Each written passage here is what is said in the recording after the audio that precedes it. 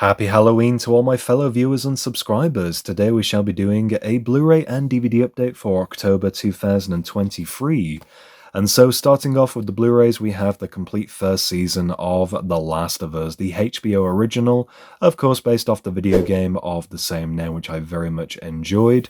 And this first season, I've sadly not delved into this as of yet. I literally grabbed this Blu-ray only a couple of days ago. It's 9 episodes spread over 4 Blu-ray discs.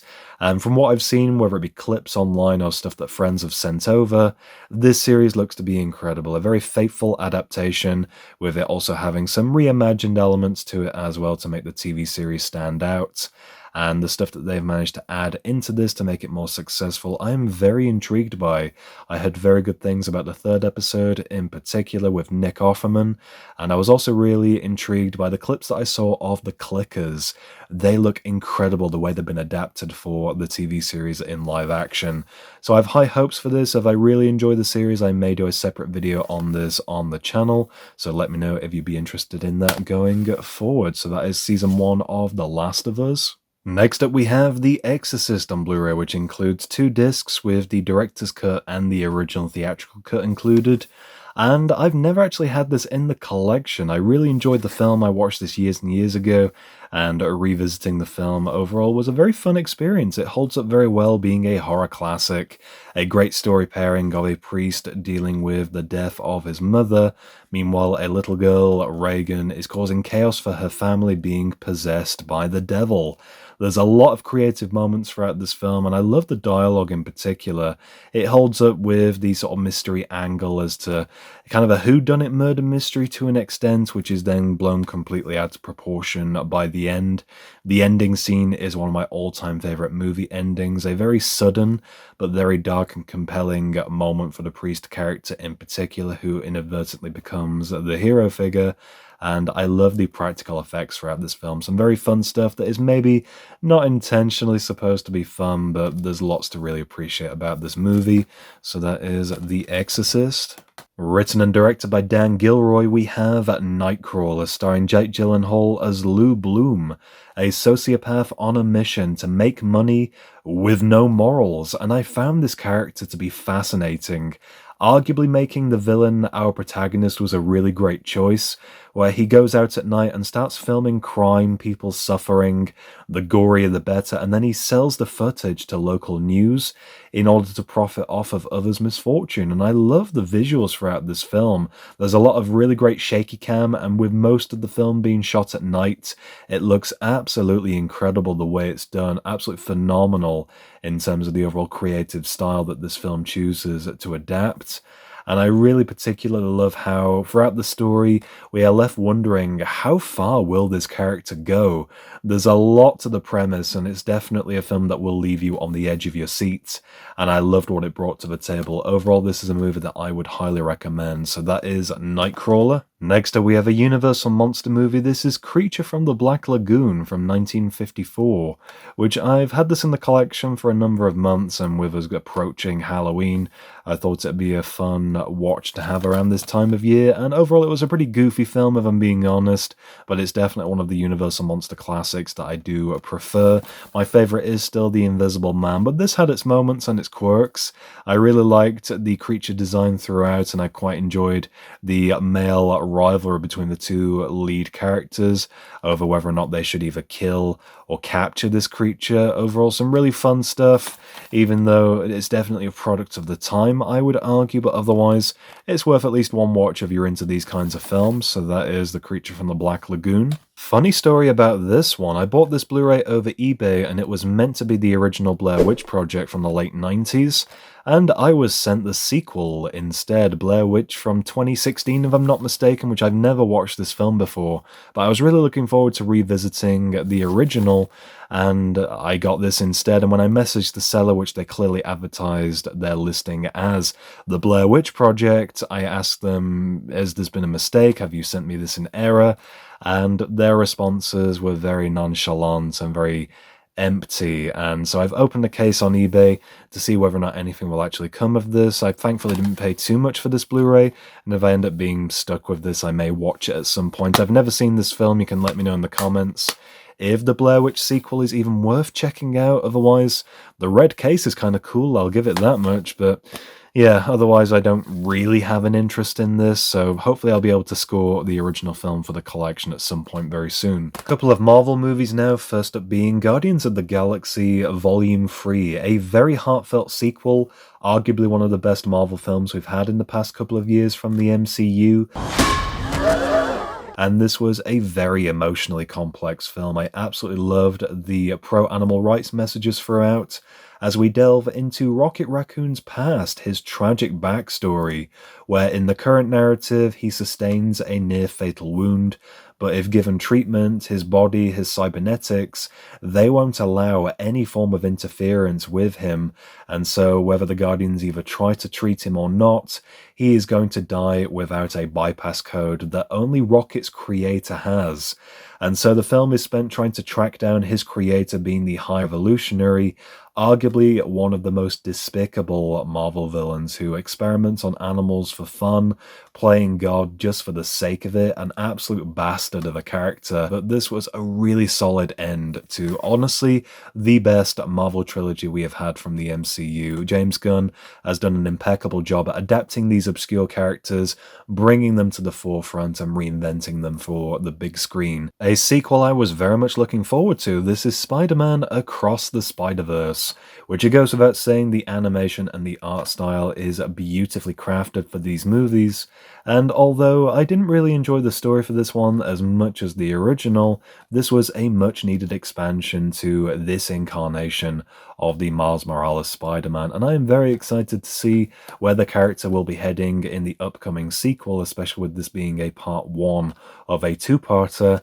And this film is definitely worth multiple rewatches in my opinion, especially just to kind of skip around and pause the movie at certain intervals. I feel there's so much you miss from the artwork and the little background Easter eggs. It's definitely something that if you're a fan of Spider-Man, I'm sure you'll get something out of looking at this and rewatching it on multiple occasions. The story is fascinating in my eyes, with Miles Morales going up against a multiversal villain. I'm sure there's going to be more to that in the upcoming sequel, and Miles learns just how vast the Spider-Verse really is, and how each Spider-Man incarnation appears to be intertwined with a tragic death of a prominent figure in Spider-Man's life in his timeline, and that maybe he wasn't meant to be Spider-Man after all, which is a tragic downfall for his character, where he was in the wrong place at the wrong time. I'm sure there'll be more expansion to that in the sequel as well, but I loved this ending on quite a brutal cliffhanger, and as I said before, I'm excited to see where this shall go. So that is Across the Spider-Verse. Next up we have a title which I grabbed for the Pixar collection for an upcoming collection overview I have planned, and this is Elemental, which I have not seen this as of yet. I literally grabbed this only a couple of days ago, and the movie itself, I don't really know anything about this. I watched the teaser trailer many months ago when that was first released, and it looked like another element of Pixar's winning formula, but otherwise I know next to nothing about this. I've seen that it has mostly positive reviews. It doesn't seem to be one of Pixar's absolute best, but at least it's not one of their worst. Next up, we have a collection of short films from the Peanuts. This is the Holiday Collection Ultimate Collector's Edition, and it includes The Great Pumpkin, Charlie Brown, Merry Christmas, Charlie Brown, and the Thanksgiving special, as well as a couple of extra shorts included on here. There's a list of everything that is included, and this is a double play edition. It includes Blu-rays and DVDs for every single short included there, listed on the back. And this Blu-ray set is lovely in terms of presentation. I love the coloration and the shiny slipcover on there. And then removing the cover, here is a look at the inside artwork there with all the discs featuring artwork from the Peanuts. I've shown this box set off a couple of times on the channel. This is the complete series set of Adventure Time featuring all 10 seasons of the show, and as I've been slowly working my way through this as I get towards the end, there is a short continuation for Adventure Time, which is Distant Lands, a selection of 4 specials which I believe were done for HBO Max, or Max as it's now called. My name is Max. And I've sadly not seen any of these as of yet, but I've heard very good things about them, and it seems to be a great continuation of the original series. And to have these on Blu-ray, it feels so bizarre since I believe they were made exclusively just for streaming, but I'm glad to see that physical media still gets some form of recognition regardless, so that is Adventure Time Distant Lands. Next up, we have Season 1 of Smiling Friends on Blu-ray, which this is an Adult Swim series I've been recommended to watch many times, and to finally grab this on Blu-ray, I'm very excited to see what this series will be like. From the clips that I've seen of the show, it overall looks to be a very fun series that I will definitely have a good time with. The only downside to this Blu-ray from what I've heard is that sadly it's not fully uncensored. A couple of the bleeps are still in there from the broadcast run of the episodes, despite the fact it very much states on there warning uncensored for this Blu-ray set. And this is still sealed. I literally got this in the post today, so I may do an unboxing of this. If not, then I will likely do a review of it later down the line. So that is Season 1 of Smiling Friends. And last up for the Blu-rays, we have the complete third season of Harley Quinn, a very fun, adult-oriented DC cartoon, which I absolutely loved the first two seasons.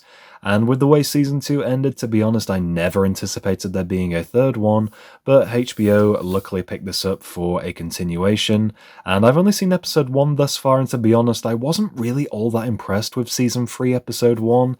It didn't really seem to have that much of a focus. It just seemed to promote the relationship between Harley and Ivy that little bit more, which has already been established and done to death with the characters being married by the end of Season 2. Overall, this has been a very interesting run thus far, and I'm excited to see where Season 3 does go, especially with reintroducing and bringing back all the villainous side characters. I very much love Bane in this series, along with King Shark. I'd love to see Dr. Psycho make a return, played hilariously by the very talented Tony Hale.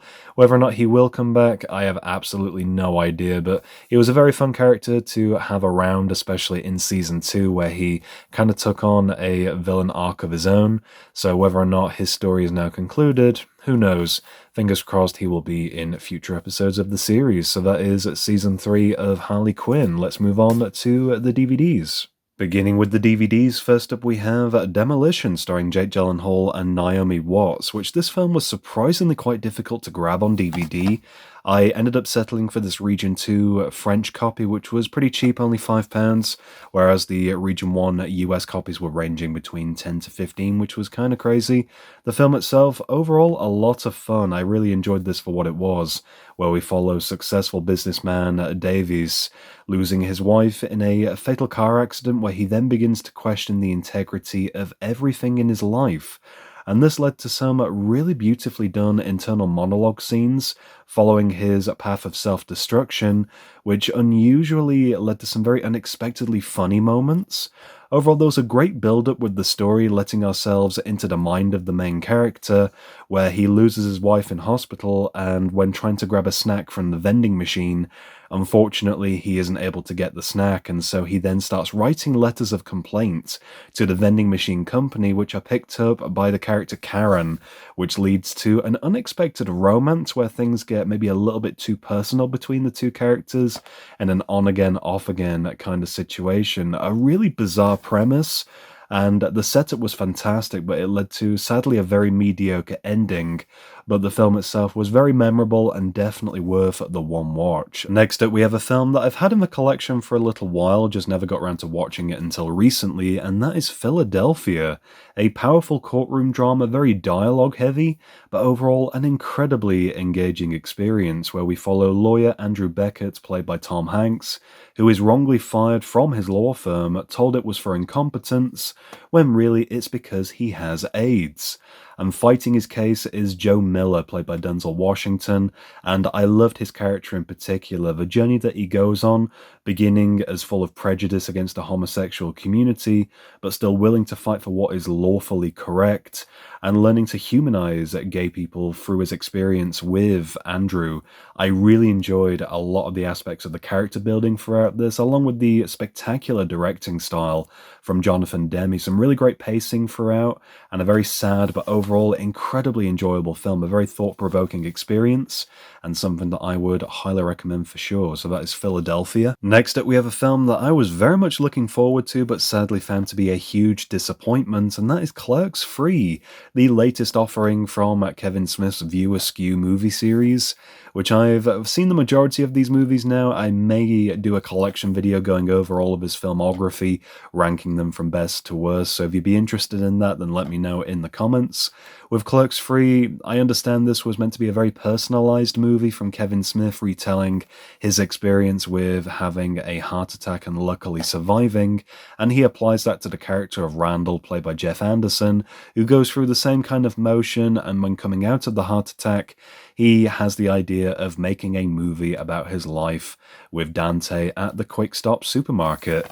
Overall, for what it was, this was meant to be a comedy but felt more so like a drama, and the comedic aspects of the film really weren't all that funny. Again, very forced, unfortunately. A lot of it just being degrading kind of pop culture references mentioned for the sake of it, repeating similar kind of tropes to what we have had previously, and I was incredibly disappointed that the character of Becky, played by Rosario Dawson, was more or less just written out of this completely. I loved her character in the second film, and this very much under-delivered on what they could have done with her role. Very disappointing film, not one that I'll be rewatching anytime soon, if at all. And honestly, if you enjoyed the first and the second Clerks movies, I just say skip this one. Really isn't worth it in my eyes, so that is Clerks 3. And sticking with the Kevin Smith theme, we have the Jay and Silent Bob Super Groovy movie starring Jason Mewes and Kevin Smith, which, playing the titular characters of Jay and Silent Bob, this is an animated film that is just over an hour long, 64 minutes. I've actually not seen this as of the time of recording this video, but I may follow up on this if it's any good. I've heard mixed things about it. Apparently the animation style is very lackluster, but the actual premise is decent enough. And I feel the characters of Jay and Silent Bob really do lend themselves to the sort of goofy animation style, so hopefully there'll be something good to come of this, you never know, and I may do a follow-up video looking at this later down the line. Next up, we have a handful of movies that I've actually not seen as of yet, but I grabbed these very recently, beginning with Crash, which I grabbed this because it looked to be a very good film, complete blind buy if I'm being honest, but I saw the title on the shelf and it immediately reminded me of this very funny moment in the IT crowd where the characters are playing charades at a party and they're trying to guess a movie that Roy is sketching on the board, and he says it's from the movie Crash, which I'm going to presume is about a crash, and he's describing this to a girl that has actually been in a crash recently, which I just thought to be really dark and quite twisted, and so I thought I would see what the fuss was about with the actual movie itself. I'm under the impression that this is a worthwhile watch, so by all means I will likely feature this in a future update video if it is any good. Next up we have Jim Carrey in The Number 23, the Uncut Edition. This film I genuinely really liked the look of, and when I read the brief synopsis, I liked the idea of one, Carrey being in a more sort of dramatic psychological kind of thriller, and also the character that he portrays being obsessed with a character that is very similar to himself as part of a fiction. I thought that would be quite captivating, and so I'm looking forward to seeing what this film is like. Hopefully it will not be a disappointment. Next up is Syriana. I know absolutely nothing about this movie, a complete blind buy. It was Matt Damon's birthday recently, and someone recommended a list of very obscure films that he was part of, and this was one of the ones that I had not seen, so I just grabbed it for the collection. Again, if it's any good, I will probably feature it in a future update video. Next up we have Garden State, starring Zach Braff, who funnily enough actually directed this project. And I guess he's most commonly known for the sitcom Scrubs, so it's good to see him doing something outside of that series. And this film I know next to nothing about. I actually found this through a really bizarre YouTube clip of the movie where one of the characters has a complete collection of the Desert Storm trading cards from the early 90s, and a friend of mine is currently collecting all of those cards as well, which that similarity really cracked me up. And I'm also really intrigued to see what Peter Sarsgaard will be like in this film, which I watched him not too long ago in the movie Shattered Glass, and I really enjoyed his character in that film. That's a movie that I would highly recommend, which stars Hayden Christensen, most well known for his role of Anakin Skywalker, and even though that character is mostly known for having very wooden dialogue, his acting in Shattered Glass was very good. good, so I'm going to push that recommendation out there anyway. But yeah, not seen this movie, know literally nothing about it other than the one clip that I watched, which made me laugh for personal reasons, and so I will likely feature this later down the line if it's any good. So that is Garden State. Next up is Sex, Lies, and Videotape, which was directed by Steven Soderbergh, and I really enjoyed his directing style on the movie The Limey, and so I thought I would go ahead and pick up another one of his films. Sadly, not seen this, but again, if it's any good, I will feature it later down the line. Next up, we have a David Lynch movie. This is Blue Velvet, which was recommended to me by a couple of friends. They were very much hyping up this film as something that I should definitely check out, so I grabbed the DVD relatively cheap. And from what I've read as far as the synopsis goes, with it being described as a murder mystery, it sounds like something I will be very much invested in, so I'm hopeful that this one will live up to expectations. Next up, we have a series that I've not spoken about on my channel for a very long time, and that is Season 7 of Castle, which this series was very much a comfort show for me many years ago, going back to my college days, where I binged through the first 5 seasons of the show, got maybe 3 or 4 episodes into Season 6, and then sadly just abandoned the series, not for any particular reason other than other shows and other things kind of took priority over this and took my interest instead. And I really do regret that, because this show is so well written, incredibly produced, and I love the actors that are involved, especially Nathan Fillion, who is one of my personal favourite comedic actors, and he brings a lot of heart to the role of Richard Castle, an author that is shadowing police detective Kate Beckett, who is a homicide detective, and he shadows her and manages to solve crimes with her in order to inspire a series of novels based on her in particular. And I love that premise. I love the characters that are involved, and this particular season really did evolve the character of Richard Castle a hell of a lot more than I anticipated, especially with a very estranged cliffhanger from season 6. In this season, Castle goes missing for 2 months, and over the course of several episodes, he's trying to piece together the events as to why he went missing and what happened during those couple of months. And by the end, I loved the last couple of episodes as well, where it really defined as to why Castle became an author in the first place, where as a boy he was confronted by a serial killer, and that same person he actually has to confront many, many years later in his adult life. Really loved this season, so many great stories, very exhilarating moments, and a show that I am very much looking forward to finishing, with season 8 being the final season.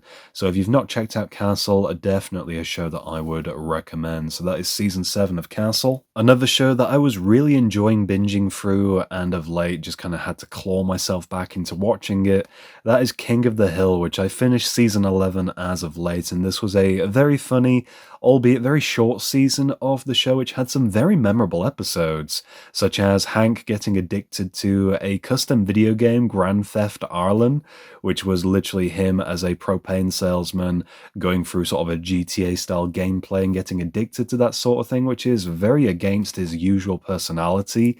Bill becoming a bodybuilder, which was a very amusing episode, and a very heartfelt ending to this season where Luann ends up marrying her on-again, off-again boyfriend, Lucky. Really enjoyed this season, some very fun stuff, and I'm looking forward to seeing the next couple of seasons to see how the show actually wraps up before the so-called reboot/revival comes out in the next couple of years. So that is King of the Hill season 11. I was reading through the comments on a couple of recent videos, and a few viewers were asking whether or not I had any SpongeBob SquarePants DVDs in the collection, and the answer is yes. I have seasons 1 and 2 already. I've had those for a couple of years, and I recently grabbed season 3, which I have not watched any of this as of yet, sadly. However, I am looking forward to checking out the series once again, viewing episodes that I may perhaps recognize through adult eyes. I feel there are a lot of moments in SpongeBob that really do go over your head, a lot of euphemistic and very clever humor that I'm looking forward to delving into. So that is season 3 of the show, and I also grabbed the SpongeBob SquarePants movie, which I am certain I still have somewhere, my original copy of this from when I was a child, which I had on DVD when I was younger. Unfortunately, I just cannot find where that is, so for the sake of it, I thought I would just rebuy the movie for a couple of pounds over eBay, and I don't really remember anything about this at all other than the Goofy Goober song, which is probably stuck in everyone's heads by this point. Concluding this update video, we have a selection of animated properties, starting off with Season 2 of Home Movies. These box sets I've found to be incredibly difficult to get hold of. This is the only one I've gotten thus far. And the show itself overall looks to be very fun. I've watched a couple of clips of it online. It looks quite funny, my kind of humor. And it was created by the same creator that did Metalocalypse, Brendan Small. So I do have high hopes for this. I'm still trying to find Season 1 so I can actually start the show in chronological order. But otherwise, this box set looks to be incredible. Released by Shout Factory, who put a lot of effort into their DVD sets. So there's loads of great extras on here. And the artwork on the DVDs looks absolutely phenomenal. So if the show is any good, I will definitely feature the box sets themselves in a future video. Next up, we have a load of Adult Swim related DVDs, which I've actually already done an individual video unboxing most of these. So if you want to see these DVD sets in more thorough detail, you can check out that video on the channel. But we have Space Ghost Coast to Coast, Volumes 1, 2, and 3, which I've already shown. However, 4 and 5 I was very lucky to get over the US eBay, which these are incredibly rare DVD sets, surprisingly going for hundreds of dollars, and a friend of mine actually got these for me, which I was very grateful for. So we have Volume 4, which features the 1998 episodes, and I believe these DVD sets were only ever sold on the Williams Street store, making these quite valuable. So that is Volume 4, very plain artwork on this one, but it is what it is.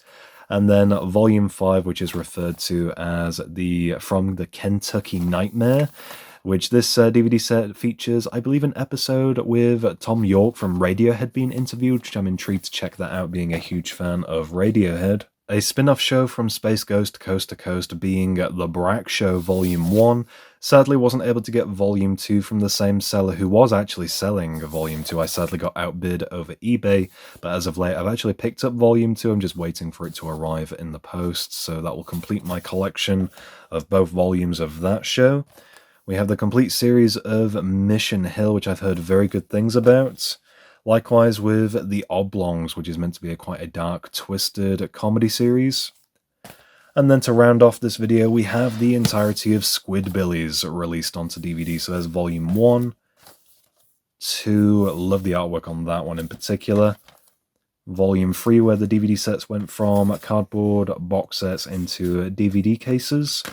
So that's Volume 3, Volume 4, 5, and finally Volume 6, which was a very cheap sort of made-on-demand style DVD compared to the other ones. But that's going to do it for this Blu-ray and DVD update video. I hope you did enjoy. Let me know in the comments if there's anything in this video you would like to see an individual review video of.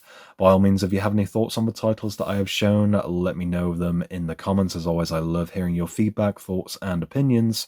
And for more content, be sure to subscribe to my YouTube channel at DVD Review Studios.